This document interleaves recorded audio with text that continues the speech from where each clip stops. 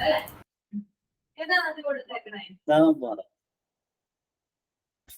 good afternoon. Good afternoon, sir. Okay. നമ്മൾ last class നമ്മൾ ടെൻസുകളെ കുറിച്ചല്ലേ പറഞ്ഞുകൊണ്ടിരുന്നത്. In the last class, which was that tense that we discussed? Last class, Simple past. Simple past tense ആണ് discuss ചെയ്തത്. അപ്പോ past ടെൻസിന്റെ 4 കാറ്റഗറൈസേഷനിൽ ആദ്യത്തേതാണ് simple past. Next one simple past എന്താന്ന് പറഞ്ഞു തന്നല്ലോ അല്ലേ? Next one past continuous tense. Past continuous tense, അത് ആ നെയിം കേൾക്കുമ്പോൾ തന്നെ നമുക്കറിയാം പാസ്റ്റിൽ കണ്ടിന്യൂ ചെയ്തിരുന്ന ഒരു പ്രവൃത്തിയെ കുറിച്ച് പറയാനാണ് പാസ്റ്റ് കണ്ടിന്യൂസ് ടെൻസ് ഉപയോഗിക്കുന്നത്. എന്താണ്? ഭൂതകാലത്ത് തുടർന്നുകൊണ്ടിരുന്ന ഒരു പ്രവൃത്തിയെ കുറിച്ച് പറയാൻ പാസ്റ്റ് കണ്ടിന്യൂസ് ടെൻസ് ഉപയോഗിക്കുന്നു. അപ്പോൾ അതിനു മുമ്പായിട്ട് ആദ്യം നിങ്ങൾ പാസ്റ്റ് കണ്ടിന്യൂസ് ടെൻസിന്റെ സ്ട്രക്ചർ അല്ലെങ്കിൽ പാറ്റേൺ, ഘടന എന്താണെന്ന് മനസ്സിലാക്കേണ്ടതുണ്ട്. എല്ലാ ടെൻസുകൾക്കും ഓരോ ഘടനയുണ്ട്. അതുപോലെ പാസ്റ്റ് കണ്ടിന്യൂസിനും ഒരു സ്ട്രക്ചർ, ഒരു ഘടനയുണ്ട്. ആ ഘടന ഇതാണ്. ആദ്യം സബ്ജക്റ്റ്. സബ്ജക്റ്റ് എന്ന് പറഞ്ഞാൽ ഒരു വസ്തുവോ ഒരു വ്യക്തിയോ അല്ലെങ്കിൽ ഒരു വ്യക്തിയോ ആയിരിക്കും. Plus was or were. Was എന്നോ വേർ എന്നോ ഉപയോഗിക്കാം. വാസ് എന്നപ്പോ ഉപയോഗിക്കും? സബ്ജക്റ്റ് സിംഗുലർ ആണെങ്കിൽ, സബ്ജക്റ്റ് ഏകവചനമാണെങ്കിൽ നമ്മൾ വാസ് എന്ന് ഉപയോഗിക്കാം. ആയിരുന്നു എന്നാണ് ഈ വാസ് എന്ന വാക്കിന്റെ അർത്ഥം.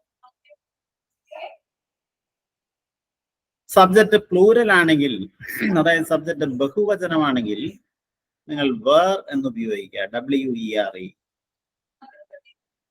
അപ്പൊ സ്ട്രക്ചർ നിങ്ങൾ എവിടെയെങ്കിലും എഴുതി വെക്കേണ്ടതുണ്ട്.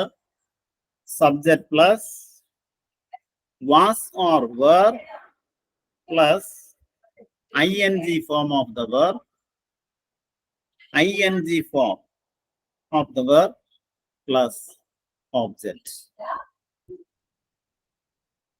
ഈ പാസ്റ്റ് കണ്ടിന്യൂസ് ടെൻസിനെ തന്നെ ആ ടെൻസ് മറ്റൊരു പേരിലും അറിയപ്പെടും, past progressive tense.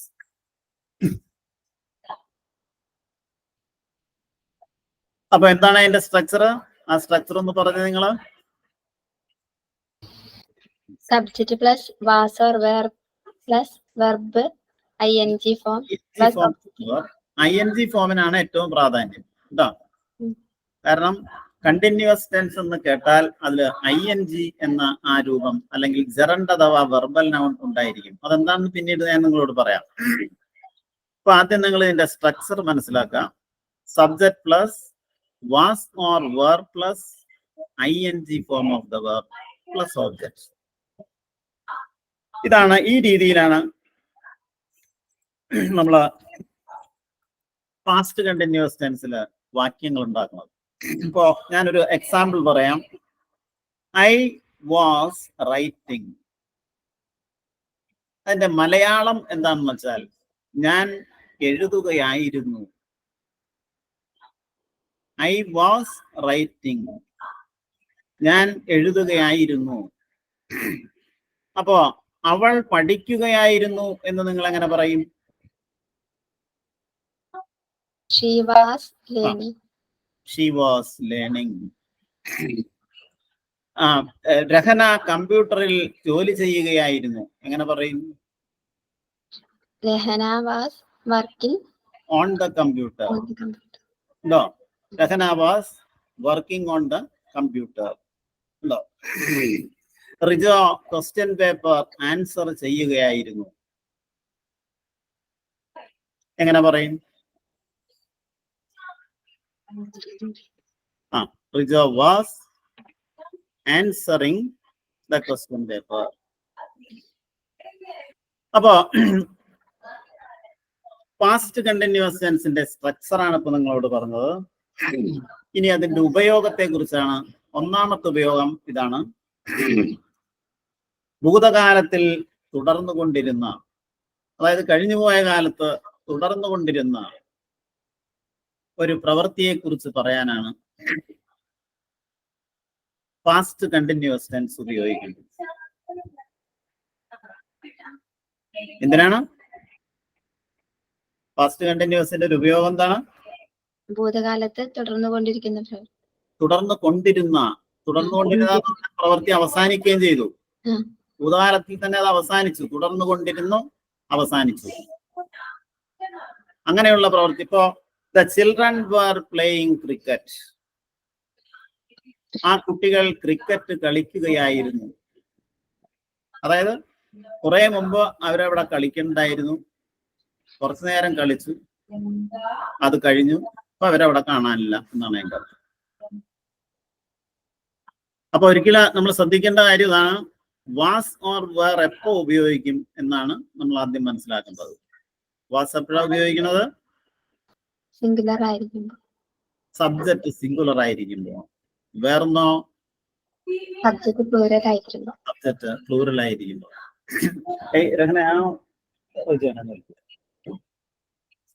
Subject plural ആയിരിക്കുമ്പോൾ. അപ്പൊ അതിന്റെ ഒന്നാമത്തെ ഒരു ഉപയോഗം ഇതാണ്, to express a continuous action which was going on in the past. ഇതിന്റെ ഒന്നാമത്തെ ഉപയോഗം അതാണ്. മറ്റൊരു ഉപയോഗം കൂടി അതിനുണ്ട്.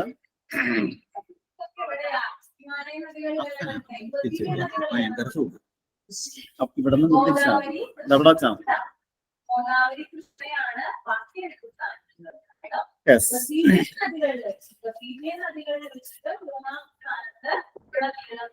നോക്കാം പാസ്റ്റ് കണ്ടിന്യൂസ് ടെൻസ്.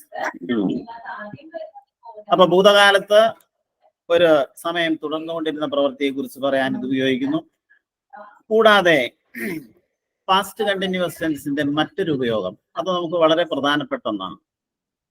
ഭൂതകാലത്തിൽ ഒരു പ്രവൃത്തി തുടർച്ചയായി ഇങ്ങനെ നടന്നുകൊണ്ടിരിക്കുകയും അതിനിടയിൽ മറ്റൊരു പ്രവൃത്തി സംഭവിക്കുകയും ചെയ്താൽ ആ തുടർച്ചയായി നടന്നുകൊണ്ടിരുന്ന പ്രവൃത്തിയെ നമ്മൾ പാസ്റ്റ് കണ്ടിന്യൂസ് ടെൻസിലാണ് പറയേണ്ടത്. മനസ്സിലായി കാണില്ല നിങ്ങൾക്ക്? ഞാൻ അതിനൊരു എക്സാമ്പിൾ പറയാം, അപ്പൊ നിങ്ങൾക്ക് മനസ്സിലാവും. എക്സാമ്പിൾ ഇതാണ്. When his father came. When his father came. അവന്റെ അച്ഛൻ വന്നപ്പോൾ. He was playing cricket. അവൻ ക്രിക്കറ്റ് കളിക്കുകയായിരുന്നു. നോക്കാം, ഈ എക്സാമ്പിളിലേക്ക് നിങ്ങൾ നോക്കാം. ഇവിടെ ഭൂതകാലത്ത് കഴിഞ്ഞുപോയ സമയത്ത് രണ്ട് പ്രവൃത്തികൾ നടന്നിട്ടുണ്ട്. ഏതെല്ലാമാണ് ആ പ്രവൃത്തികൾ? ഒന്ന്, അവന്റെ അച്ഛൻ വന്നു എന്നൊരു പ്രവൃത്തി. മറ്റൊന്ന്, അവൻ ക്രിക്കറ്റ് കളിക്കുകയായിരുന്നു എന്ന മറ്റൊരു പ്രവൃത്തി. ഇതിലേതാണ് തുടർന്നുകൊണ്ടിരുന്ന പ്രവൃത്തി? അവന്റെ അച്ഛൻ വന്നു എന്നത് ഒരു ആക്ഷൻ, അവൻ കളിച്ചുകൊണ്ടിരിക്കുകയായിരുന്നു എന്നത് മറ്റൊരു ആക്ഷൻ. അതിന് തുടർച്ചയെ കാണിക്കുന്ന പ്രവൃത്തി ഏതാണ്?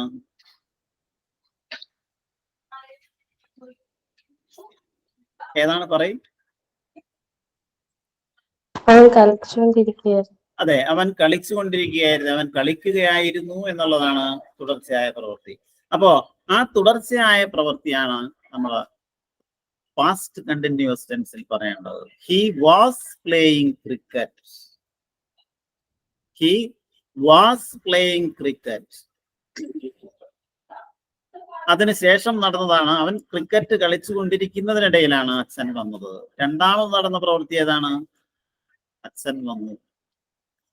ആ ഭാഗം നമ്മൾ സിമ്പിൾ പാസ്റ്റ് ടെൻസിൽ പറയണം. അതായത് ഹിസ് ഫാദർ കെയിം. അപ്പൊ അവന്റെ അച്ഛൻ വന്നപ്പോൾ എന്നർത്ഥം കിട്ടാൻ നമ്മൾ ആ ഇംഗ്ലീഷിലെ ആ വാക്യം എങ്ങനെ ഉണ്ടാക്കും? When his father came, he was playing cricket. കണ്ടോ? അത് ഒരു ഉദാഹരണം.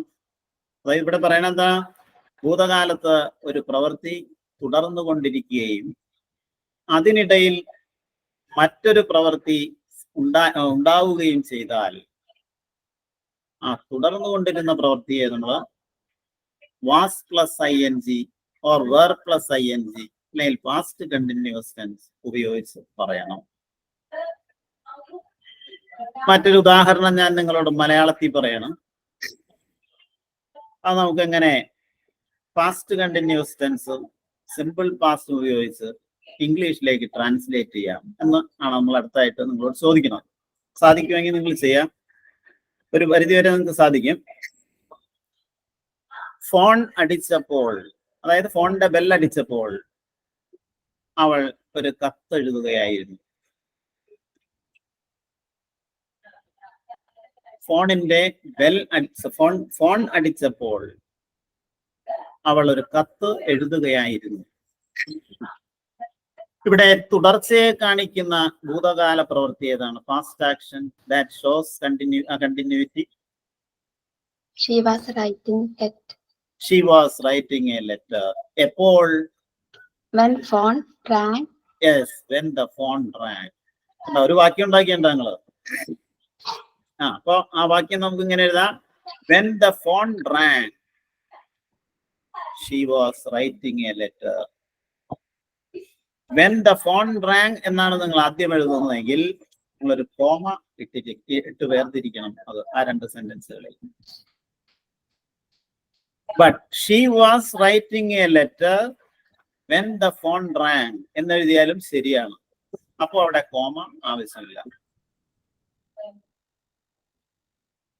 ഉണ്ടോ? അപ്പൊ പാസ്റ്റ് കണ്ടിന്യൂസിന്റെ മറ്റൊരു ഉപയോഗമാണ് ഇവിടെ പറഞ്ഞത്. It is used to express an action which was going on when another action happened in the past.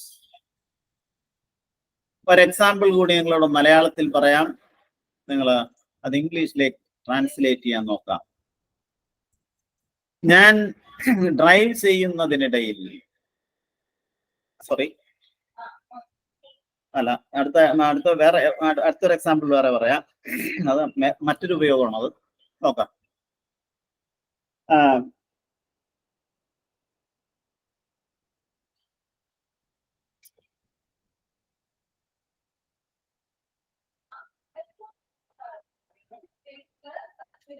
നോക്കാം. ക്ലാസ് ടീച്ചർ ക്ലാസ്സിൽ എത്തിയപ്പോൾ കുട്ടികൾ സംസാരിച്ചു കൊണ്ടിരിക്കുകയായിരുന്നു അല്ലെങ്കിൽ സംസാരിക്കുകയായിരുന്നു. ക്ലാസ് ടീച്ചർ ക്ലാസ്സിലേക്ക് വന്നപ്പോൾ, അങ്ങനെ പറഞ്ഞാലും മതി. ടീച്ചർ ക്ലാസ്സിലേക്ക് വന്നപ്പോൾ കുട്ടികൾ സംസാരിക്കുകയായിരുന്നു. സാധാരണ സംഭവിക്കുന്ന ഒരു കാര്യമാണ്. ഇത് രണ്ടും പാസ്റ്റ് ആക്ഷൻ ആണ്. നിങ്ങൾ എങ്ങനെയായിരിക്കും ഈ സെന്റൻസ് ഇംഗ്ലീഷിലേക്ക് മാറ്റണം? അപ്പൊ നിങ്ങൾ ആദ്യം ചിന്തിക്കുക, തുടർച്ചയെ കാണിക്കുന്ന പ്രവൃത്തി ഏതാണ്? കുട്ടികൾ സംസാരിക്കുകയായിരുന്നു, അല്ലേ? അപ്പൊ നമ്മൾ എങ്ങനെ പറയും? Children were speaking or talking. എന്ത് വേണമെങ്കിലും പറയാം. Children were talking or children were speaking. എപ്പോൾ? When the teacher came to the class. When the teacher came to the class. ഏത് സെന്റൻസ് വേണമെങ്കിലും നിങ്ങൾക്ക് ഇതുപോലെ പറയാവുന്നതാണ്. നോക്കാം. അപ്പോ പാസ്റ്റ് കണ്ടിന്യൂസിന്റെ ഒരു എക്സാമ്പിൾ ആണ് ഇപ്പൊ നിങ്ങളോട് പറഞ്ഞത്. ഇനി പാസ്റ്റ് കണ്ടിന്യൂസിന് മറ്റൊരു ഉപയോഗം കൂടിയുണ്ട്. നോക്കാം. ഭൂതകാലത്തിൽ ഒരേ സമയം തുടർന്നു കൊണ്ടിരുന്ന പ്രവൃത്തിയെ കുറിച്ച് പറയാനും നമുക്ക് പാസ്റ്റ് കണ്ടിന്യൂസ് ടെൻസ് ഉപയോഗിക്കാം. എന്താണ്? ഭൂതകാലത്ത് സിമൾട്ടേനിയസ് ആയി ഒരേ സമയത്ത് തന്നെ രണ്ട് പ്രവൃത്തികൾ തുടർന്നു കൊണ്ടിരിക്കുകയായിരുന്നു എന്ന് പറയാനും പാസ്റ്റ് കണ്ടിന്യൂസ് ടെൻസ് ഉപയോഗിക്കാം. ഞാനൊരു ഉദാഹരണം പറയും. ഞാൻ ഡ്രൈവ് ചെയ്യുന്നതിനിടയിൽ അവൾ പുസ്തകം വായിക്കുകയായിരുന്നു. ഞാൻ ഡ്രൈവ് ചെയ്തുകൊണ്ടിരിക്കുന്നതിനിടയിൽ, അതിനിടയിൽ എന്നർത്ഥം കിട്ടാൻ നമ്മൾ ഉപയോഗിക്കുന്നത് വൈൽ എന്ന വേർഡാണ്, WHIL. ഞാൻ ഡ്രൈവ് ചെയ്തുകൊണ്ടിരിക്കുന്നതിനിടയിൽ അവൾ പുസ്തകം വായിക്കുകയായിരുന്നു. ഈ വാക്യം നമ്മൾ എങ്ങനെ പറയും?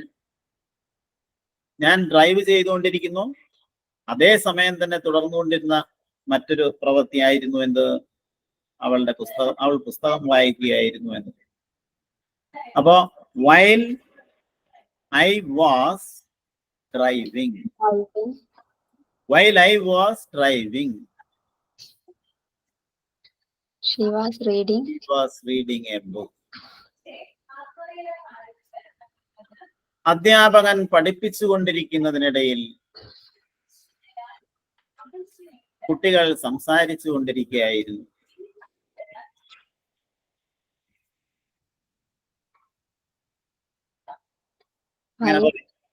While teacher studying.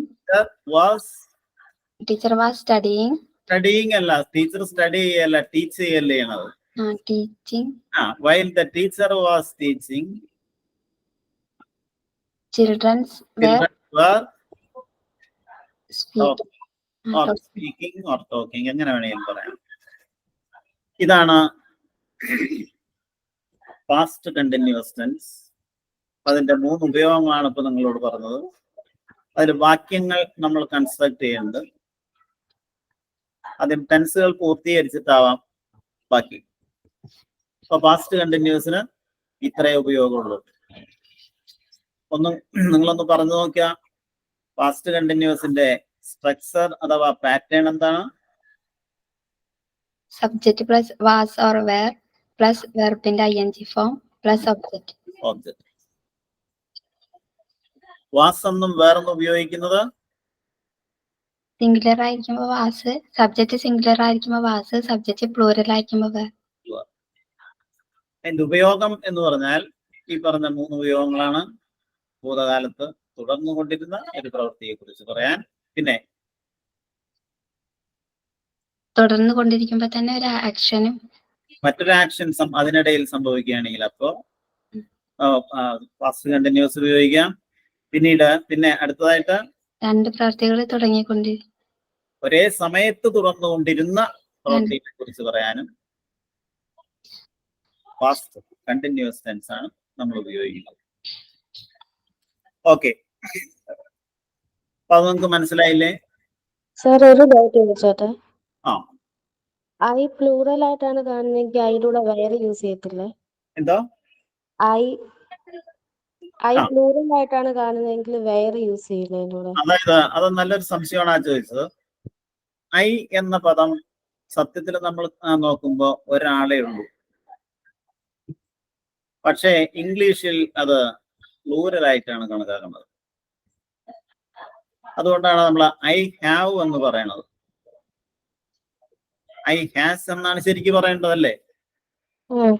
കാരണം സബ്ജക്റ്റ് സിംഗുലർ ആണെങ്കിൽ വെർബും സിംഗുലർ ആയിരിക്കണം എന്നാണ് നിയമം. വരുമ്പോ ഐ കഴിഞ്ഞാൽ സാധാരണയായിട്ട് വാസ് എന്നാണ് ഉപയോഗിക്കുന്നത്. ബട്ട് ഐ കഴിഞ്ഞാൽ വേർ ഉപയോഗിക്കുന്ന ഒരേ ഒരു സാഹചര്യമുള്ളൂ, ആസിഫ് എന്നൊരു ക്ലോസ് ഉണ്ട്. ആസിഫ് അതില് ഐ എന്നത് കഴിഞ്ഞാൽ വേറൊന്ന് മാത്രമേ ഉപയോഗിക്കാറുള്ളൂ. He talked to me as if I were a child.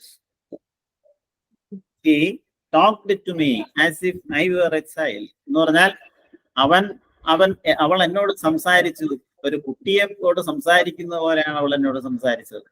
അപ്പൊ കൺജങ്ഷന്റെ ഉപയോഗമാണ്. അത് ഞാൻ നിങ്ങളോട് പിന്നീട് പറയാം. നിങ്ങളുടെ സംശയങ്ങളുടെ ചോദിക്കാട്ടോ. കാരണം ഇപ്പൊ നമ്മള് ടെൻസ് ആണ് ഏറ്റവും ആത്യന്തികമായി നമ്മൾ അറിഞ്ഞിരിക്കേണ്ടത്. ടെൻസ് അറിയാന്ന് പറഞ്ഞാൽ വെറുതെ അതിന്റെ ഉപയോഗം മാത്രം അറിഞ്ഞിട്ട് കാര്യമില്ല. പ്രധാനമായും ഉപയോഗം അറിയണം, അതിന്റെ സ്ട്രക്ചർ ആണ് അറിയേണ്ടത്. അത് എപ്പോഴൊക്കെ ഉപയോഗിക്കുന്നു എന്നും കൂടി നമ്മൾ അറിയണം. എന്നാലേ നമുക്ക് ആവശ്യമായ സാഹചര്യത്തിൽ ശരിയായ ടെൻസ് ഉപയോഗിക്കാൻ കഴിയും. അതുകൊണ്ടാണ് ഈ സ്ട്രക്ചർ നിങ്ങൾക്ക് ഞാൻ പറഞ്ഞു തരുന്നത്. ഇത് നിങ്ങൾക്ക് മനസ്സിലാവുന്നുണ്ടല്ലോ അല്ലേ?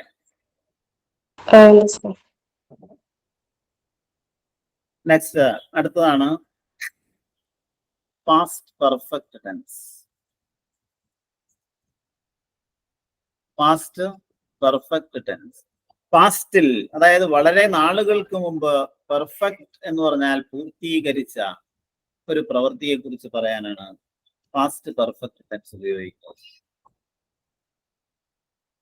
Past perfect tense is used for an action which had taken place before long. അപ്പൊ എന്താണ് ഈ പാസ്റ്റ് പെർഫെക്റ്റ് ടെൻസിന്റെ സ്ട്രക്ചർ? ആദ്യം മനസ്സിലാക്കാം. ആദ്യം അതിന്റെ സ്ട്രക്ചർ മറ്റു സെന്റൻസുകൾ പോലെ തന്നെ സബ്ജക്റ്റ്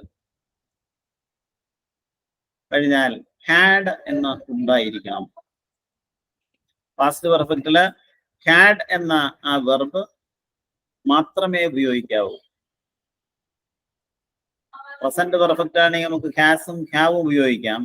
ബട്ട് പാസ്റ്റ് പെർഫെക്റ്റില് ഹാഡ് എന്ന് മാത്രമേ ഉപയോഗിക്കാവൂ. അപ്പൊ ഹാഡിന്റെ ഒരു മലയാളത്തിൽ അർത്ഥം പറയുകയാണെങ്കിൽ ഉണ്ടായിരുന്നു എന്നാണ് അതിന്റെ അർത്ഥം. എന്താ? Subject plus had. അത് കഴിഞ്ഞാൽ വെർബിന്റെ മൂന്നാമത്തെ ഫോം, അതായത് V3 past participle form plus object. ഇതാണ് പാസ്റ്റ് പെർഫെക്റ്റ് ടെൻസിന്റെ സ്ട്രക്ചർ. എക്സാമ്പിൾ പറയുകയാണെങ്കിൽ നോക്കാം. ഞാൻ മലയാളത്തിൽ ഒരു എക്സാമ്പിൾ പറയാം. അത് പാസ്റ്റ് പെർഫെക്റ്റിൽ നമുക്ക് എങ്ങനെ പറയും എന്ന് നോക്കാം. ഞാൻ ആ ഫിലിം കണ്ടിട്ടുണ്ടായിരുന്നു. മലയാളത്തിൽ കൂടെ നിങ്ങൾ മനസ്സിലാക്കേണ്ടത് ഹാഡ് എന്ന് പറഞ്ഞാൽ അങ്ങനെ ഉണ്ടായിരുന്നു എന്നാണ് അതിന്റെ അർത്ഥം. ഞാൻ ആ ഫിലിം കണ്ടിട്ടുണ്ടായിരുന്നു.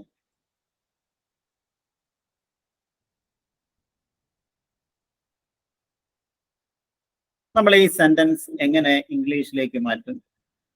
ആദ്യം സബ്ജക്റ്റ് ഐ അല്ലേ? അതിനുശേഷം എന്തെഴുതണം? ഹാഡ്. സബ്ജക്റ്റ് പാസ്റ്റ് പെർഫെക്റ്റില് സബ്ജക്റ്റ് ഏതായിക്കൊള്ളട്ടെ, സബ്ജക്റ്റ് സിംഗുലർ ആണെങ്കിലും സബ്ജക്റ്റ് പ്ലൂറൽ ആണെങ്കിലും ഹാഡ് എന്ന് മാത്രമേ ഉപയോഗിക്കാൻ പറ്റൂ.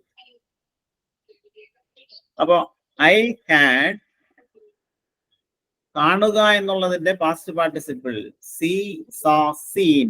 സീൻ എന്ന മൂന്നാമത്തെ ഉപയോഗിക്കുക. I had seen that film. I had seen that film. ഞാൻ ആ സിനിമ കണ്ടിട്ടുണ്ടായിരുന്നു. അപ്പോ അപർണ കുറച്ച് ഭക്ഷണം തയ്യാറാക്കിയിട്ടുണ്ടായിരുന്നു എന്ന് നമുക്ക് എങ്ങനെ പറയാം? അപർണ കുറച്ച് ഭക്ഷണം തയ്യാറാക്കിയിട്ടുണ്ടായിരുന്നു. അപർണ ഹാഡ്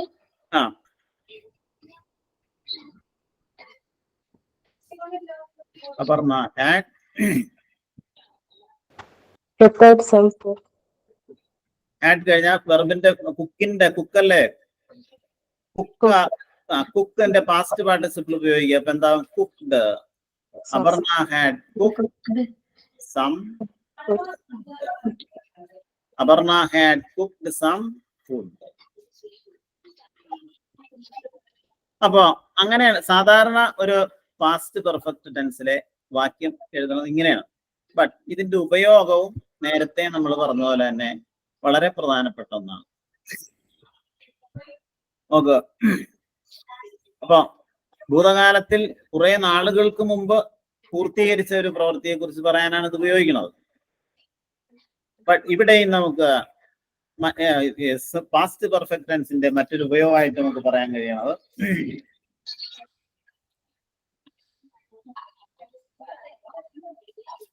നോക്കാം. ഇത് നേരത്തെ പറഞ്ഞതുപോലെ തന്നെ ഭൂതകാലത്ത് രണ്ട് പ്രവർത്തികൾ നടന്നു എന്ന് വിചാരിക്കാം. അതായത് കഴിഞ്ഞു പോയ കാലത്ത് രണ്ട് പ്രവൃത്തികൾ നടന്നു കഴിഞ്ഞു. അതിൽ ആദ്യം നടന്ന പ്രവൃത്തി ഏതാണോ ആ പ്രവൃത്തിയെ നമ്മൾ പാസ്റ്റ് പെർഫെക്റ്റ് ടെൻസിൽ പറയണം. രണ്ടാമത് നടന്ന പ്രവൃത്തിയാണെങ്കിൽ അതിനെ സിമ്പിൾ പാസ്റ്റ് ടെൻസിൽ പറയണം. നമ്മൾ നേരത്തെ പറഞ്ഞില്ലേ, പാസ്റ്റ് കണ്ടിന്യൂസും സിമ്പിൾ പാസ്റ്റും എന്നതുപോലെ തന്നെ ഒരു ഉപയോഗം ഈ ടെൻസിനുണ്ട്. ആ ഉപയോഗം ഇതാണ്: ഭൂതകാലത്ത് രണ്ട് പ്രവൃത്തികൾ നടന്നിട്ടുണ്ടെങ്കിൽ അതിൽ ആദ്യം നടന്ന പ്രവൃത്തി ഏതാണെന്ന് നോക്കണം.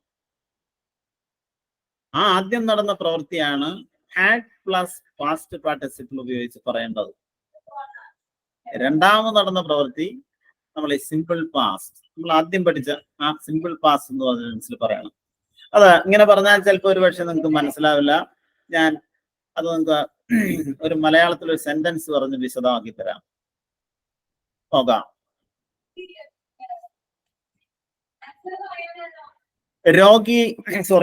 ഡോക്ടർ എത്തിയപ്പോഴേക്കും, അല്ലെങ്കിൽ ഡോക്ടർ എത്തിയപ്പോൾ രോഗി മരിച്ചിട്ടുണ്ടായിരുന്നു. ഡോക്ടർ എത്തിയപ്പോൾ രോഗി മരിച്ചിട്ടുണ്ടായിരുന്നു. ഇവിടെ രണ്ട് പ്രവൃത്തികൾ നടന്നിട്ടില്ലേ? ഏതെല്ലാമാണത്? ഒന്ന് ഡോക്ടർ ഒരു പ്രവൃത്തി അല്ലേ, രോഗി മരിച്ചു, ഇത് രണ്ടും കഴിഞ്ഞ പ്രവൃത്തികളാണ്.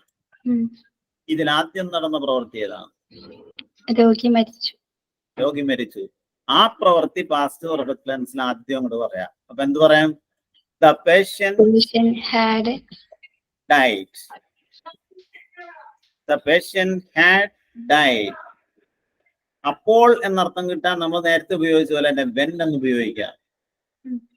The patient had died when the doctor was എന്നൊന്നും പറയണ്ട.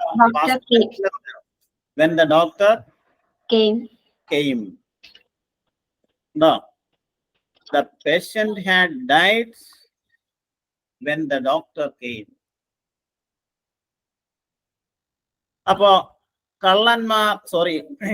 പോലീസുകാർ എത്തിയപ്പോഴേക്കും കള്ളന്മാർ അവിടെ നിന്ന് ഓടി രക്ഷപ്പെട്ടിട്ടുണ്ടായിരുന്നു. സാധാരണ നമ്മൾ പറയാറുള്ള വാക്യങ്ങളാണത്. എങ്ങനെ പറയും? ഇവിടെയും രണ്ട് പ്രവൃത്തി നടന്നിട്ടുണ്ട്. ഒന്ന് പോലീസ് എത്തി എന്നുള്ളതൊരു പ്രവൃത്തി, മറ്റൊന്ന് കള്ളന്മാർ ഓടിപ്പോയി എന്ന് പറഞ്ഞ മറ്റൊരു പ്രവൃത്തി. ഇത് രണ്ടും നടന്നു കഴിഞ്ഞ പ്രവൃത്തിയാണ്. അപ്പൊ which is the action that took place first?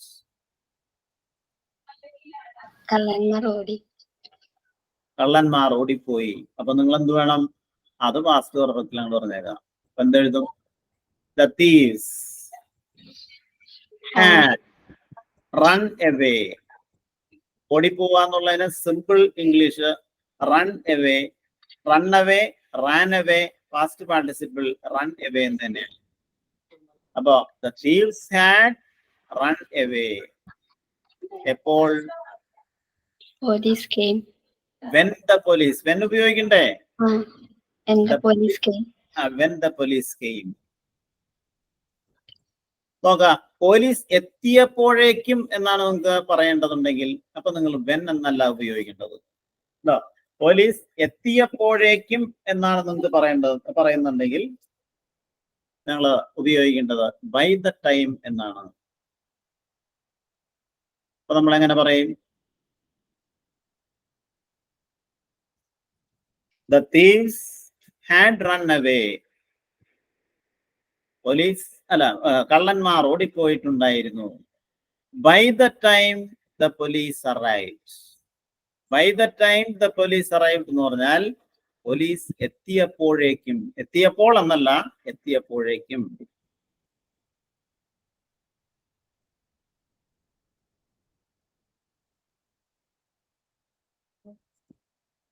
എവിടെയെങ്കിലും നിങ്ങൾ കുറിച്ച് വെക്കാം. അപ്പോ പാസ്റ്റ് പെർഫെക്റ്റ്, അതിനെ നമ്മള് പാസ്റ്റ് ഇൻ ദ പാസ്റ്റ് അല്ലെങ്കിൽ ഫ്ലൂ പെർഫെക്റ്റ് എന്നൊക്കെ അതിന് പറയും. ഇത് കുറെ നാളുകൾക്ക് മുമ്പ് നടന്ന ഒരു പ്രവൃത്തിയെ കുറിച്ച് പറയാൻ. അപ്പൊ Shah Jahan had build the Taj Mahal എന്ന് നമുക്ക് പറയാം. കാരണം വർഷങ്ങൾക്ക് മുൻപേ നടന്ന ഒരു സംഭവം ആയതുകൊണ്ട്. പക്ഷെ ഇതിന്റെ കമ്പാരിറ്റീവ് ആയിട്ടുള്ള ഉപയോഗം ഇതാണ്. ശരിക്കും നമുക്ക് മനസ്സിലാക്കാൻ വേണ്ടി നമ്മൾ പഠിക്കുമ്പോൾ നിങ്ങൾ മനസ്സിലാക്കേണ്ടതാണ്, ഭൂതകാലത്ത് രണ്ട് പ്രവൃത്തികൾ നടന്നിട്ടുണ്ടെങ്കിൽ അതിലാദ്യം നടന്ന പ്രവൃത്തി ഏതാണോ അതാണ് പാസ്റ്റ് പെർഫെക്റ്റ് ടെൻസിൽ പറയേണ്ടത്. C the use of this tense is of the two actions that happened in the past or took place in the past. The action that took place first should be expressed in past perfect tense. ഇതാണ് നിയമം. ഇപ്പൊ ഞാനൊരു മലയാളത്തിൽ നിങ്ങളോട് ഒരു ചോദ്യം ചോദിക്കാം, നിങ്ങളത് ഒന്ന് ട്രാൻസ്ലേറ്റ് ചെയ്യാൻ നോക്കാം. ഞാൻ സ്റ്റേഷനിൽ എത്തിയപ്പോൾ ട്രെയിൻ പോയിട്ടുണ്ടായിരുന്നു.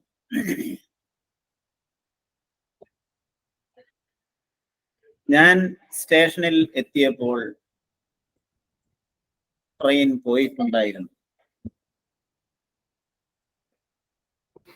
Train had gone out. Train had gone എന്ന് പറഞ്ഞാൽ മതി അല്ലേ? Train had gone When I came. when I Came. എത്തുക എന്നുള്ളത് നമുക്ക് കുറച്ചുകൂടി ഭംഗിയായിട്ടുള്ള ഇംഗ്ലീഷ് പറയല്ല, റീച്ച്ഡ് അല്ലേ? when I reached the station. The train had gone when I reached the station.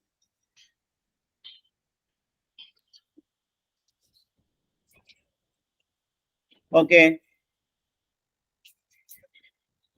അതുപോലത്തെ വാക്യങ്ങളാണ് നിങ്ങൾ കൺസ്ട്രക്ട് ചെയ്തത്. നിങ്ങൾക്ക് വൊക്കാബുലറി എന്ന് പറഞ്ഞൊരു ഭാഗമുണ്ട്. അതായത് നമുക്ക് നിശ്ചിത വാക്കുകളുടെ മീനിങ് നമ്മൾ അറിഞ്ഞിരിക്കണം, എങ്കിലേ നമുക്കത് ഉപയോഗത്തിൽ കൊണ്ടുവരാൻ പറ്റുള്ളൂ. അപ്പൊ എന്താണ് പാസ്റ്റ് പെർഫെക്റ്റ് ടെൻസിന്റെ ഉപയോഗം? എന്താണ്?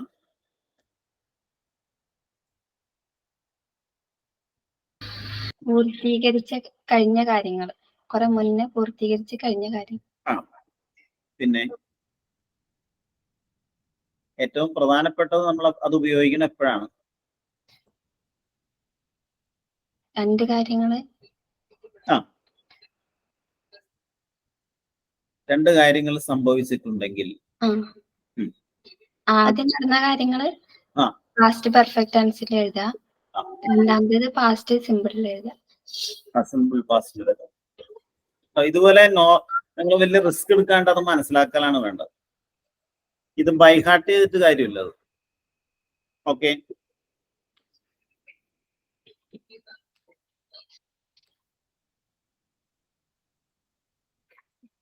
അപ്പോ പാസ്റ്റ് പെർഫെക്റ്റ് ടെൻസ് ആണ് ഇപ്പൊ നമ്മൾ പറഞ്ഞത്.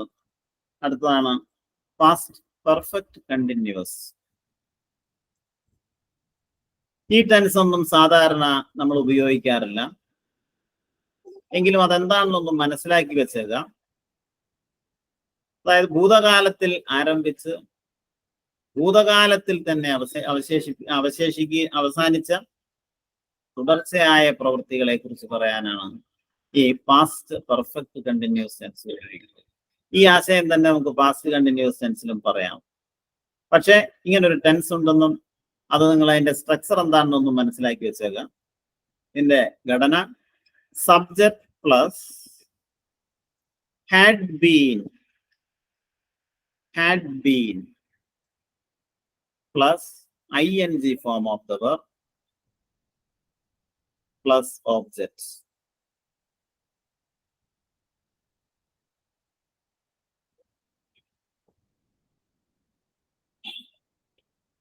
ഓക്കെ, അത് നിങ്ങളിങ്ങനെ അത് മനസ്സിലാക്കി വെച്ചാൽ മതി. അത് സാധാരണയായിട്ട് വലിയ കാര്യമായിട്ട് ഉപയോഗിക്കാറില്ല. ഇപ്പൊ he had been reading a novel when I entered the room. he had been reading a novel. എന്റെ മലയാളമൊക്കെ പറഞ്ഞു കഴിഞ്ഞിട്ടുണ്ട്. ആ മലയാളത്തിന്റെ ആവശ്യ സത്യത്തില് മലയാളം നമ്മൾ അങ്ങനെ പറയാറില്ല. he had been reading or he had been writing എന്ന് പറഞ്ഞാൽ ഹി ഹാഡ് ബീൻ റൈറ്റിംഗ് എന്ന് പറഞ്ഞു കഴിഞ്ഞിട്ടുണ്ടെങ്കിൽ ഞാൻ എഴുതിക്കൊണ്ടേ ഇരിക്കുകയായിരുന്നു, സാധാരണ നമ്മൾ പറയാറുള്ളത്. പക്ഷെ ഇംഗ്ലീഷിൽ അങ്ങനെ ഒരു ടെൻസ് ഉണ്ട് എന്ന് നിങ്ങളൊന്ന് മനസ്സിലാക്കുക. സബ്ജക്ട് അതിന്റെ ഘടന എന്താണ്? Subject plus had plus been, പിന്നെ വെർബിന്റെ ing form plus object. Very good.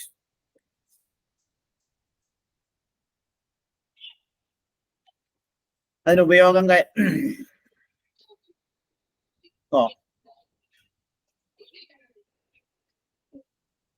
ഇതും നമുക്ക് വേണമെങ്കിൽ നേരത്തെ ഉപയോഗിച്ചാൽ ഉപയോഗിക്കാവുന്നതാണ്. പക്ഷെ ഇപ്പൊ നിങ്ങൾ അതിന്റെ സ്ട്രക്ചർ മാത്രം മനസ്സിലാക്കിയാലും മതി. അപ്പൊ അതിന്റെ ഘടന മനസ്സിലായില്ലേ? ഞാൻ ഇതിന്റെ എക്സർസൈസ് നിങ്ങളെ കൊണ്ട് ചെയ്യിക്കണ്ട. ആദ്യം ഈ സ്ട്രക്ചർ ഒന്ന് പറയട്ടെ, എന്നിട്ട് ആവാം. നെക്സ്റ്റ് അടുത്ത ടെൻസ് ആണ് ഫ്യൂച്ചർ ടെൻസ്. അതിൽ ആദ്യത്തെ ടെൻസ് ആണ് സിമ്പിൾ ഫ്യൂച്ചർ ടെൻസ്. ഉണ്ടോ? പ്രസന്റിന്റെയും പാസ്റ്റിന്റെയും ഫ്യൂച്ചറിന്റെയും ആദ്യത്തെ ടെൻസിൽ സിമ്പിൾ എന്നുണ്ടായിരിക്കും. സിമ്പിൾ പ്രസന്റ്, സിമ്പിൾ പാസ്റ്റ്, അടുത്താണ് സിമ്പിൾ ഫ്യൂച്ചർ.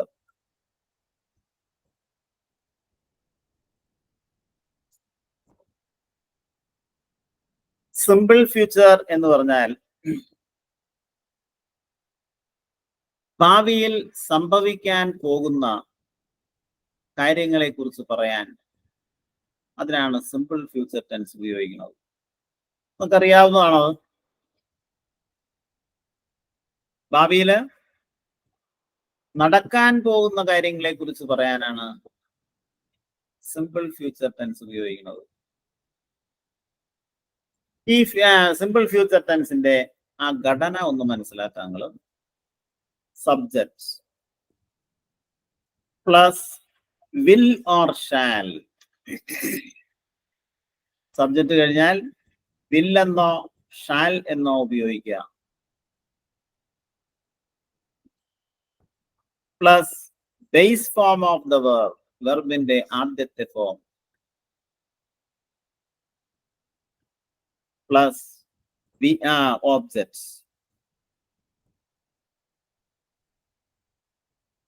എന്താണ് സിമ്പിൾ ഫ്യൂച്ചർ ടെൻസിന്റെ ഘടന? എന്താണ്?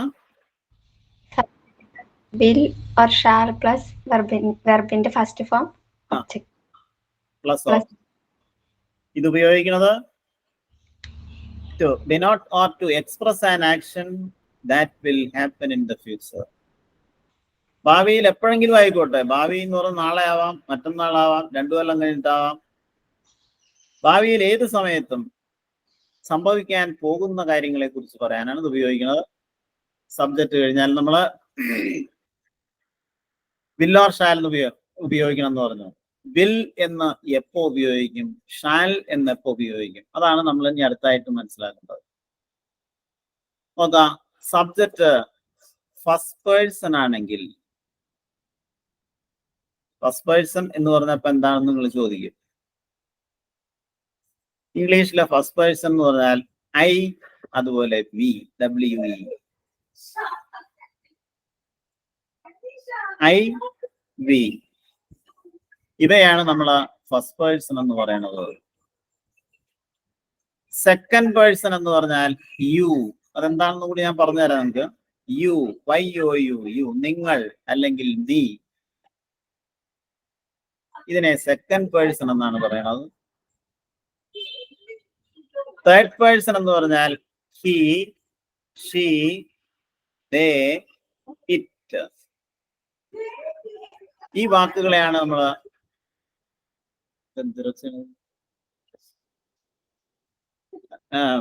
ഇവയാണ് നമ്മൾ എന്ത് പറയണത്? തേർഡ് പേഴ്സൺ എന്ന് പറയണത്. ഇതും കൂടി ഒന്ന് മനസ്സിലാവും ഉപകാരം, കാരണം കോൺസെൻട്രേറ്റ് ചെയ്യാൻ പറ്റില്ല. അപ്പൊ first person, second person, third person. First person എന്ന് പറഞ്ഞാൽ ഐയും ബിയും. ഇംഗ്ലീഷിലെ ഫസ്റ്റ് പേഴ്സണെ നിർവചിക്കുന്നത് എങ്ങനെയാണ്? The person who is speaking. സംസാരിക്കുന്നത് ആരാണോ അയാളെയാണ് ഫസ്റ്റ് പേഴ്സൺ എന്ന് പറയുന്നത്. ഇപ്പൊ ഞാൻ നിങ്ങളോടല്ലേ സംസാരിക്കണത്, ഇവിടെ സംസാരിക്കുന്നത് ഞാനാണ്. അപ്പൊ അതുകൊണ്ട് ഐ ആണ് ഇവിടുത്തെ first person. The person to whom you are speaking. നിങ്ങൾ ആരോടാണോ സംസാരിക്കുന്നത് അയാളെയാണ് സെക്കൻഡ് പേഴ്സൺ എന്ന് പറയുന്നത്. അപ്പൊ ഞാൻ സംസാരിക്കുന്നത് യു, നിങ്ങളോടാണ്. അപ്പൊ യു ആണ് ഇവിടുത്തെ സെക്കൻഡ് പേഴ്സൺ. ഇനി തേർഡ് പേഴ്സൺ എന്ന് പറഞ്ഞാൽ the person about ഹൂം you are speaking. നിങ്ങൾ ആരെക്കുറിച്ചാണോ അല്ലെങ്കിൽ എന്തിനെ കുറിച്ചാണോ സംസാരിക്കുന്നത് അവയാണ് തേർഡ് പേഴ്സൺ.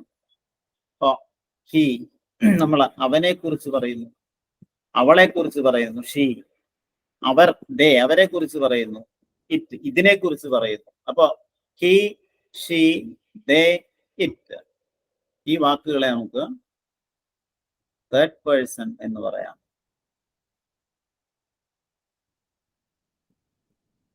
അപ്പൊ ഇവിടെ സിമ്പിൾ ഫ്യൂച്ചർ ടെൻസ് പറഞ്ഞുകൊണ്ടിരിക്കുമ്പോ subject will or shall plus V1 plus object ആണല്ലോ ഘടന. സബ്ജക്റ്റ് ഫസ്റ്റ് പേഴ്സൺ ആണെങ്കിൽ, അതായത് ഐ എന്നും വി എന്നാണെങ്കിൽ നിങ്ങൾ ഷാൽ എന്നാണ് ഉപയോഗിക്കേണ്ടത്. ഐ ഷാൽ ഗോ, നോർമൽ ആയിട്ട് ഉപയോഗിക്കുന്നത്.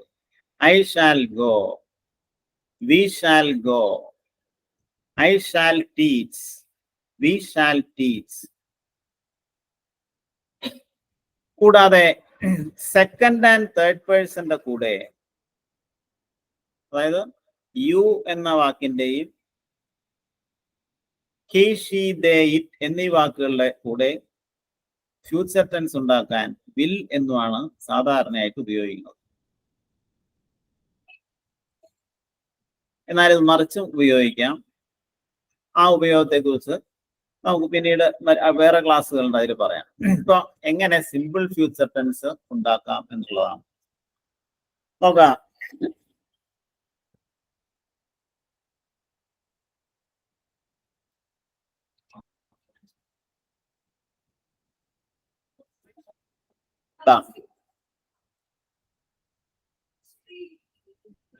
ഞാൻ നാളെ ഒരു സിനിമയ്ക്ക് പോവും. നമ്മൾ എങ്ങനെ പറയും? നോർമൽ ആയിട്ട് നമ്മൾ എങ്ങനെ പറയും? I shall go A movie. Go for. ആ മൂവിക്ക് എന്നർത്ഥം കിട്ടാൻ മൂവി എന്നുള്ളതിന് മുമ്പ് നമ്മളൊരു പ്രപ്പോസിഷൻ ആഡ് ചെയ്യണം. അത് ഫോർ എന്ന പ്രപ്പോസിഷൻ ആണ്. I shall go for a movie നാളെ. ഇങ്ങനെ പറയും, I shall go for a movie tomorrow, അല്ലെങ്കിൽ നെക്സ്റ്റ് ഡേ. ഐ ഷാൽ, നോക്കാം ഇവിടെ ഐ ഷാൽ എന്ന് പറഞ്ഞാൽ ഞാൻ പോവും എന്നാണ് അതിന്റെ അർത്ഥം. ഐയുടെയും വിയുടെയും കൂടെ ഷാൽ ഉപയോഗിക്കണം എന്നല്ലേ പറഞ്ഞത്. അപ്പോ അത് ഞാൻ പോവും, ഉറപ്പൊന്നുമില്ല. എന്നാൽ ഐ, വി എന്നിവയോടൊപ്പം വിൽ എന്നുപയോഗിച്ചാൽ അതൊരു സ്ട്രോങ് ഡിറ്റർമിനേഷൻ ആണ്, ഒരു ഉറച്ച തീരുമാനമാണ്. നോക്കാം, I will go for a movie tomorrow എന്ന് പറഞ്ഞാൽ ഞാൻ നാളെ ഒരു സിനിമയ്ക്ക് പോവും.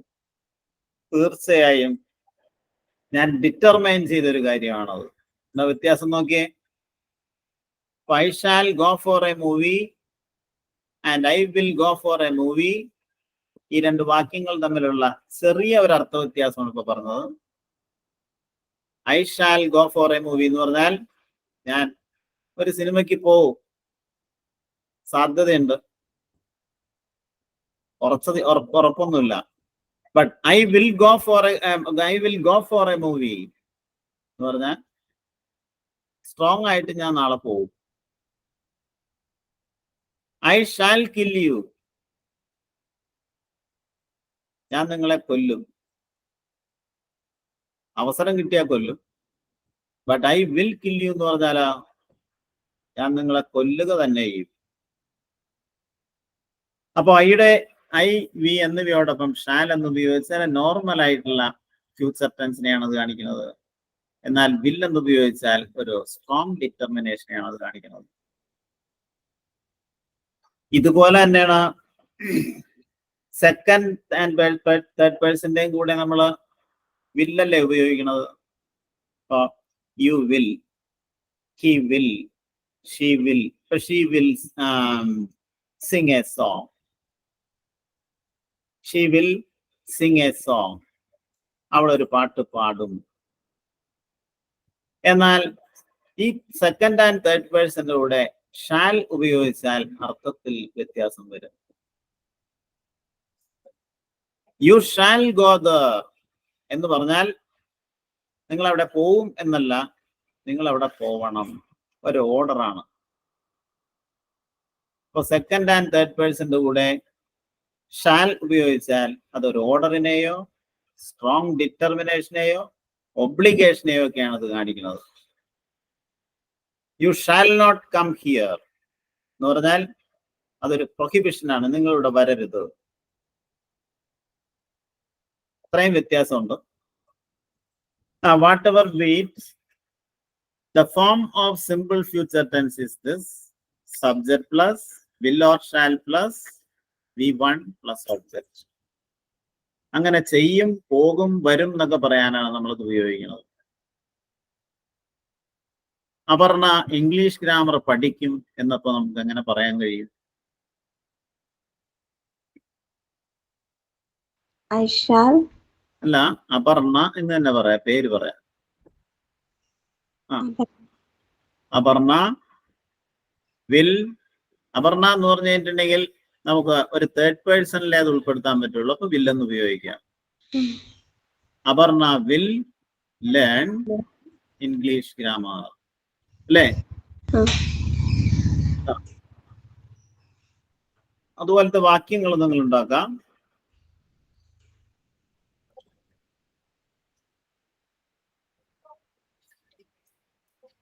നോക്കപ്പോ സിമ്പിൾ ഫ്യൂച്ചർ ടെൻസിലെ വാക്യങ്ങൾ ഉണ്ടാക്കാനാണ് ഇപ്പൊ നമ്മൾ പഠിച്ചുകൊണ്ടിരിക്കുന്നത്. നമ്മൾ അതിന് മുമ്പുള്ള ടെൻസുകളിൽ പറഞ്ഞ പോലെ ഒരു വാക്യം ഉണ്ടാക്കിയാൽ അതിനെ നമുക്ക് ഇങ്ങനെ നെഗറ്റീവ് ആക്കാമെന്നും കൂടി അറിയണ്ടേ. അപർണ ഇംഗ്ലീഷ് ഗ്രാമർ പഠിക്കും. Aparna will learn English grammar. Aparna English grammar പഠിക്കില്ല, നെഗറ്റീവ് ആക്കണം. നമുക്ക് ഇപ്പൊ എന്ത് ചെയ്യും? വിൽ എന്ന് പുറത്തേക്ക് എടുക്കുക, അതിന്റെ കൂടെ നോട്ട് എന്ന് ചേർക്കുക. വിൽ പ്ലസ് നോട്ട് എന്ന് പറഞ്ഞാൽ വോണ്ട്.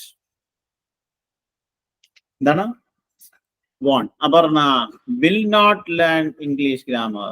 അത് സംസാര ഭാഷയിലാകുമ്പോൾ നമ്മൾ പറയുമ്പോൾ ഇങ്ങനെ ഇരിക്കും: Aparna won't learn English grammar. Okay. ഇനി അപർണ ഇംഗ്ലീഷ് ഗ്രാമർ പഠിക്കുമോ അല്ലെ പഠിക്കുവോ? എന്ത് ചെയ്യും? Want. അപർണ learn. എന്തോ? Want. അപർണ.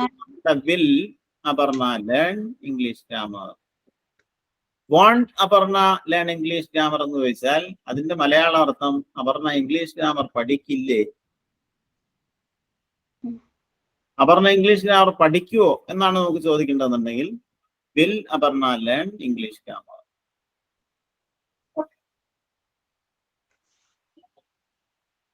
അപ്പൊ സിമ്പിൾ ഫ്യൂച്ചർ ടെൻസിലെ ഒരു വാക്യം, how to construct a sentence in simple present tense. Structure of the sentence is subject plus will or shall plus V1 plus object. അതെങ്ങനെ നമ്മൾ നെഗറ്റീവ് ആക്കും? വിൽ ഷാൽ എന്നിവയോടൊപ്പം നോട്ട് എന്ന് ചേർക്കുക. വിൽ പ്ലസ് നോട്ട് എന്ന് പറഞ്ഞാൽ എന്താണ്? വിൽ നോട്ട് അഥവാ won't. അതുപോലെ തന്നെ ഷാൽ പ്ലസ് നോട്ടിന് ഷാൽ നോട്ട്, അതുപോലെ ഷാൻഡ് എന്ന് പറയാറുണ്ട്. പക്ഷെ മോഡേൺ ഇംഗ്ലീഷിൽ ഷാൻഡ് എന്ന് ഉപയോഗത്തിലില്ല.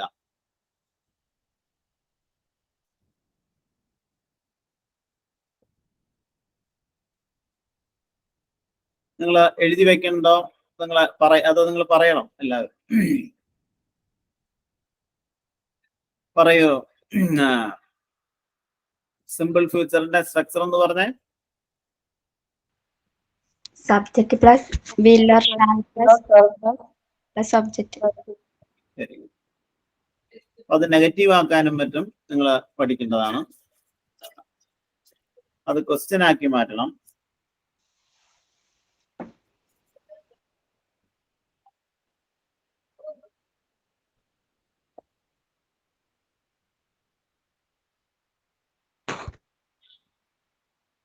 ഓക്കെ, അടുത്ത ടെൻസ് എന്ന് പറഞ്ഞാൽ നിങ്ങൾക്ക് യഥാർത്ഥത്തിൽ ബോറടിക്കുന്ന ഒരു സംഭവം ആയിട്ട് തോന്നിയേക്കാം. ബട്ട് ഇത് അല്പം ബോറടിക്കാണ്ട് നമുക്കിത് പഠിക്കാൻ പറ്റില്ല. അതിന്റെ സ്ട്രക്ചർ മനസ്സിലാകണം ശരി. അപ്പൊ നമുക്കൊരു കാര്യം ചെയ്യാം. പിന്നെ ഏതൊക്കെ ടെൻസ് ആണ് പഠിപ്പിച്ചത്?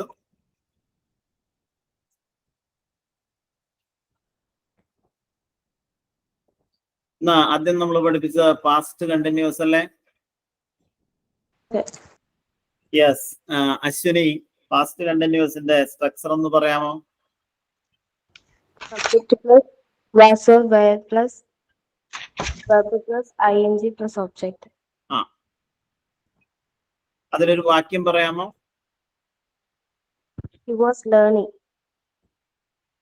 അത് നമ്മൾ നെഗറ്റീവ് ആക്കണ എങ്ങനെയാണെന്ന് പറഞ്ഞില്ല അല്ലേ? Was ഇവിടെ നോട്ട് ചേർക്കുക, was not. She was not learning. അത് ക്വസ്റ്റ്യൻ ആക്കാൻ was സബ്ജക്റ്റിന് മുമ്പിൽ എടുത്ത് വെക്കുക. Was she learning? അത് പറയാൻ പറ്റുമോ? അപർണയ്ക്ക് അതിന്റെ സ്ട്രക്ചറും ഒരു എക്സാമ്പിൾ കൂടി പറയാമോ? Past perfect tense. അല്ല, പാസ്റ്റ് കണ്ടിന്യൂസ്. നമ്മൾ ഇതുവരെ പഠിച്ചത് ഒന്നുകൂടി നമ്മൾ റിവൈസ് ചെയ്യണം. രണ്ടോ? Subject plus was or were plus verb in the ing form plus object. ഒരു എക്സാമ്പിൾ പറയാം. I was writing book. I was writing Book. a book. ഞാനൊരു പുസ്തകം എഴുതുകയായിരുന്നു. നെഗറ്റീവ് ആക്കണം. I was not അല്ലേ? I was not writing a book. Question ആക്കണമെന്നത് was I അല്ലേ? Was I writing a book? was writing a book. Jalaja, അതിന്റെ ഒരു ജലജ തന്നെയല്ലേ പേര്? പറയൂ. അതിന്റെ സ്ട്രക്ചറും അതുപോലെ അതിന്റെ ഒരു എക്സാമ്പിൾ കൂടി പറയാമോ?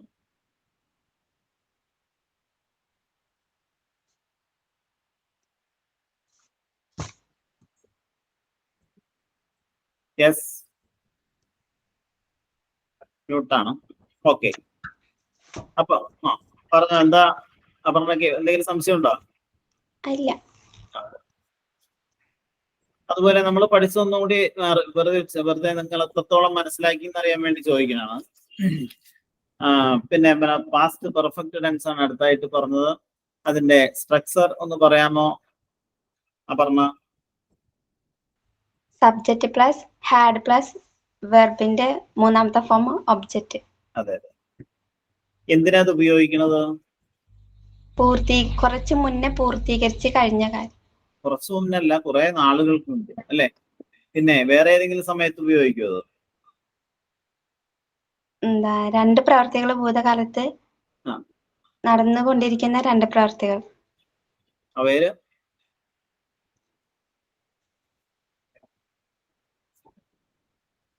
ഭൂതകാലത്ത് രണ്ട് പ്രവൃത്തികൾ നടന്നു. അതില് ഏത് പ്രവൃത്തിയായിരിക്കും പാസ്റ്റ് പെർഫെക്റ്റിൽ പറയണത്? ഫസ്റ്റ് നടക്കുന്നത് പാസ്റ്റ് പെർഫെക്റ്റില്.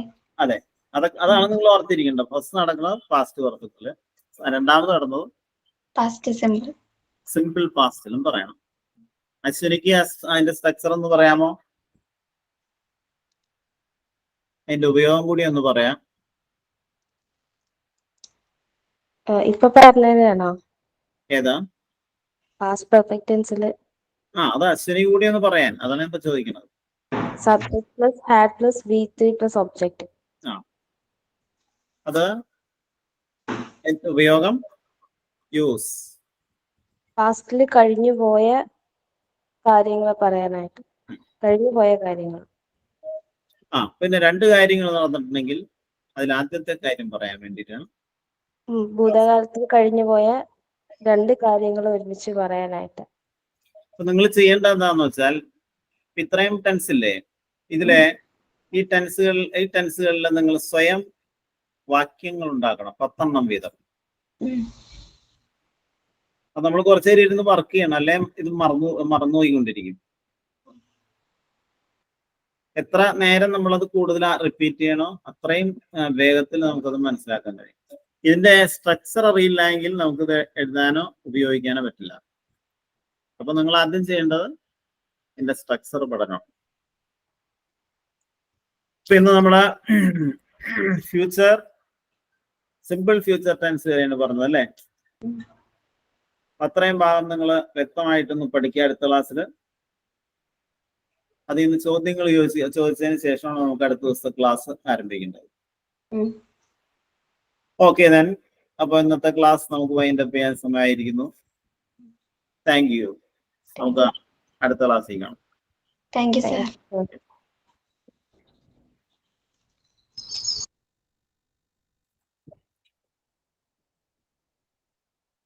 അമ്മേ.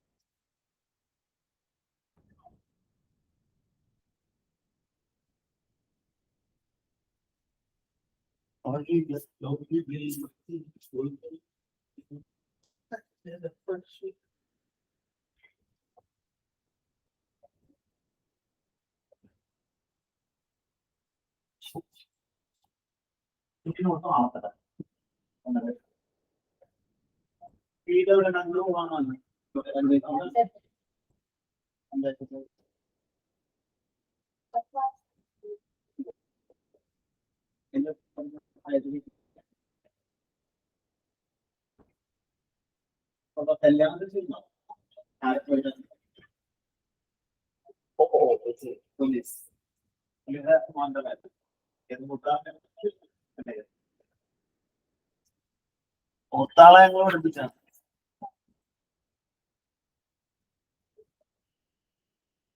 അമ്മേനോട് ചോദിച്ചാൽ മതി, അറിയാം. കൂട്ടുകാരുടെ കാര്യമാണ്.